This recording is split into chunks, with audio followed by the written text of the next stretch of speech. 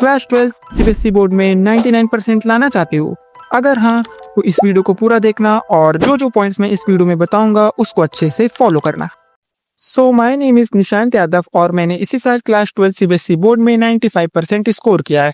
तो इस वीडियो में मैं आपको बताऊंगा आप कैसे 99% स्कोर कर सकते हैं, बस वीडियो को आप पूरा देखिएगा। तो पहली चीज ये है कि अगर आपकी क्लास 11 फुल्ली वेस्टेड है और आपको लग रहा है कि क्लास 11 वेस्ट होने के बाद भी हम लोग 99% स्कोर कर सकते हैं क्लास 12 में, अगर ऐसा डाउट है तो जी हाँ, आप स्कोर कर सकते हैं। बस जो जो पॉइंट्स मैं आपको इस वीडियो में बताऊंगा उसको आपको अच्छे से फॉलो करना है। तो पहला पॉइंट है कवर योर बेसिक्स। जी हाँ, अगर आपकी क्लास 11 फुल्ली वेस्टेड है तो क्लास 12 स्टार्ट करने से पहले सबसे पहले आप अपनी क्लास 11 के बेसिक्स को कवर करिए, क्योंकि क्लास 12 में बहुत चीज़ों में वो बेसिक यूज होगा तो आपको बहुत दिक्कत होगी। इस वजह से सबसे पहले आप अपनी बेसिक्स क्लियर करिए। और बेसिक्स में जैसे कि केमिस्ट्री में जीओसी, आइसोमेरिज्म, मोल कंसेप्ट, पीरियोडिक टेबल, और मैथ्स में फंक्शंस, ट्रिग्नोमेट्री और बेसिक मैथ। बेसिक मैथ में जैसे कि आपका वेवी कर्व मेथड हो गया और लॉगरिथम्स, तो ये सब आपको करना है। और फिजिक्स में एज सच नीड नहीं है, बस आप बेसिक एनएलएम और वेक्टर्स कर लीजिएगा। और ये सब करना कहाँ से है? इनके 2 से ढाई घंटे के वन शॉट देखिएगा इन चैप्टर्स के, और इसके बाद इनकी एनसीईआरटी के बैक एक्सरसाइजेस लगा लीजिएगा। बस इतना आपको करना है, इतना बेसिक्स पर्याप्त है क्लास 12 स्टार्ट करने के लिए। तो सबसे पहले आप इसको अच्छे से करिए, फिर आप अपनी क्लास 12 स्टार्ट करिएगा। तो दूसरा पॉइंट है follow NCERT and NCERT exemplar. देखिए, एनसीईआरटी तो बाइबल है, इसमें तो कोई डाउट नहीं है। मतलब एनसीईआरटी से सफिशिएंट बुक और में कोई है ही नहीं, तो एनसीईआरटी को आपको बहुत अच्छे से करना है। तो क्या करिए, सबसे पहले चैप्टर समझने के लिए किसी एक अच्छे टीचर का लेक्चर देखिए, अच्छे से चैप्टर समझिए, थ्योरी पढ़िए, नोट्स पढ़िए। फिर उसके बाद आपको एनसीईआरटी रीड करनी है एंड देन एग्जाम्पल्स और बैक एक्सरसाइजेस एनसीईआरटी के लगाने हैं।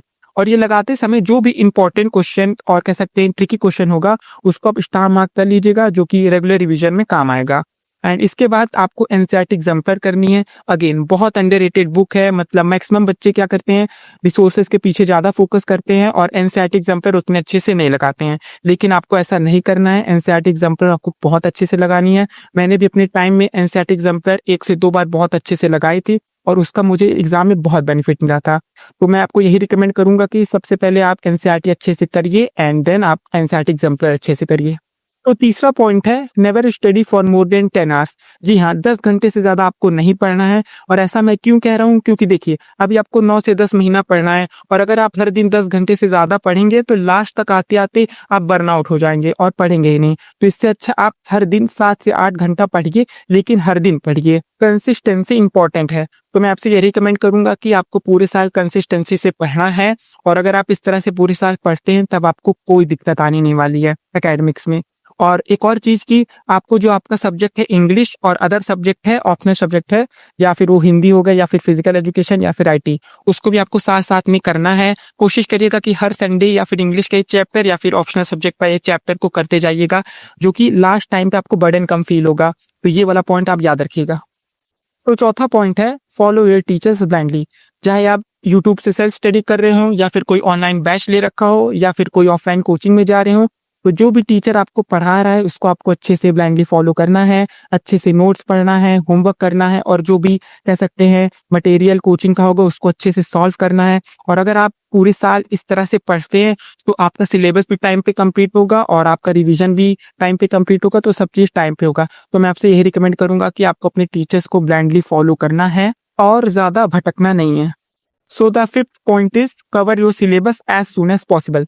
देखिए, अगर आप एक सेल्फ स्टडी स्टूडेंट हैं तो कोशिश करिएगा कि आप अपना सिलेबस मिड या एंड ऑफ नवंबर तक कंप्लीट कर लीजिए। और अगर आपने कोई ऑनलाइन बैच या फिर कोई ऑफलाइन कोचिंग जा रहे हो तो कोशिश करिएगा कि आपका जो कोचिंग का कोर्स एंड डेट है उसी के साथ आप अपना सिलेबस कंप्लीट करिएगा।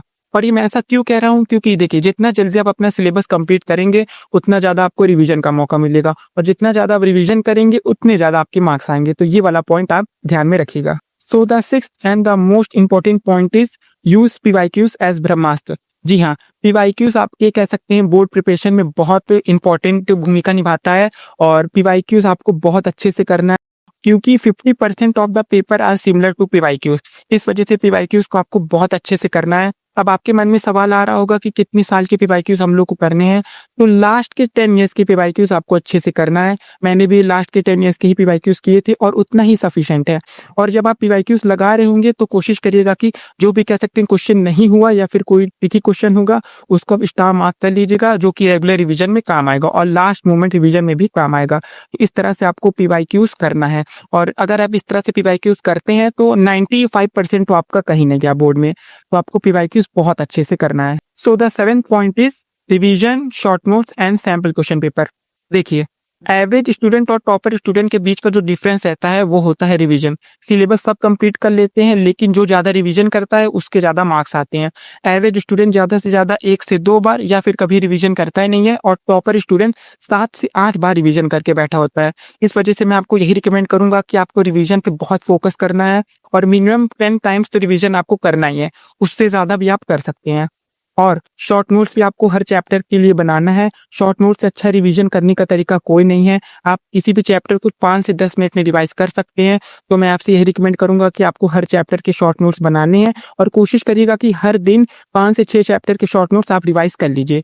इससे आपको बहुत बेनिफिट मिलेगा। एग्जाम में आप कोई भी फॉर्मूला भूलेंगे नहीं और शॉर्ट नोट्स में बस फॉर्मूलाज और इंपॉर्टेंट पॉइंट्स ही चैप्टर के लिखने हैं, तो आप कोई भी फॉर्मूला भूलेंगे नहीं, जल्दी से रिकॉल कर पाएंगे एग्जाम में।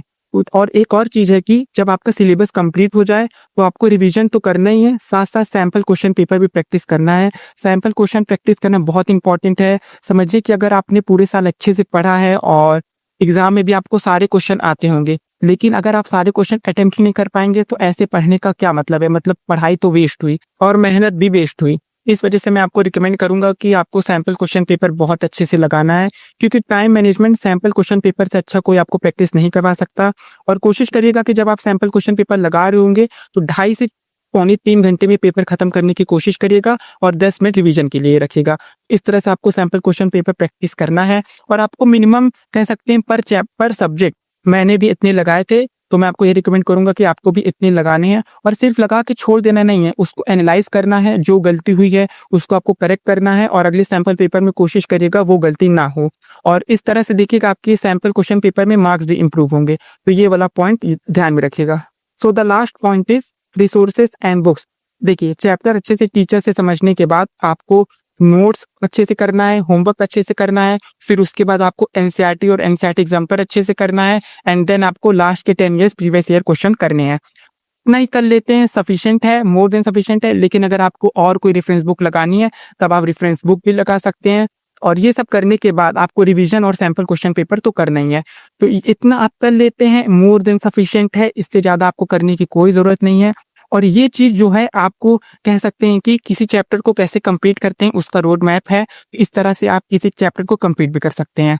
तो ये चीज आप फॉलो कर सकते हैं चैप्टर को कंप्लीट करने के लिए। तो ये थी स्ट्रेटेजी, ये थे सारे पॉइंट्स। तो यही सब पॉइंट्स को आपको फॉलो करके पूरे साल अच्छे से पढ़ना है।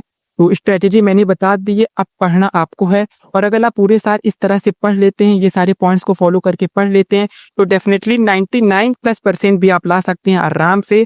और इसी तरह कोई कोचिंग के आप रिजल्ट सेलिब्रेशन में भी जा सकते हैं और अपनी स्टेट के टॉपर भी बन सकते हैं। बस ये सब पाने के लिए आपको बहुत मेहनत करनी पड़ेगी, पूरे साल बहुत अच्छे से पढ़ना पड़ेगा। तो मैं आपको यही सजेस्ट करूंगा कि आपको पूरे साल बहुत अच्छे से पढ़ना है। और अगर आप पढ़ लेते हैं पूरे साल इसी तरीके से, तो ये रिजल्ट आप अच्छे से अचीव कर सकते हैं। तो चलिए वीडियो को अब यहीं पे खत्म करते हैं। तो ये थी मेरी यूट्यूब जर्नी की फर्स्ट वीडियो। और जैसे आप अदर क्रिएटर को सपोर्ट करते हैं, मुझे भी इस तरह से सपोर्ट करिएगा। और अगर आपको मेरी वीडियो में कोई गलती लगी होगी या फिर आपको सुनने में आ रहा होगा मेरी वॉइस में थोड़ी सी नर्वसनेस है, क्योंकि मैं एक इंट्रोवर्ट इंसान हूँ और इंट्रोवर्ट इंसान के लिए कह सकते हैं कि वीडियो बनाना बहुत ही डिफिकल्ट टास्क होता है। लेकिन मैं कोशिश करूंगा कि समय के साथ अपने आप को इम्प्रूव करूं। तो कोई भी गलती वीडियो में लगी होगी तो प्लीज उसको इग्नोर करिएगा। और वीडियो पसंद आई है तो लाइक करिएगा, अपने क्लास 12 दोस्तों के साथ शेयर करिएगा।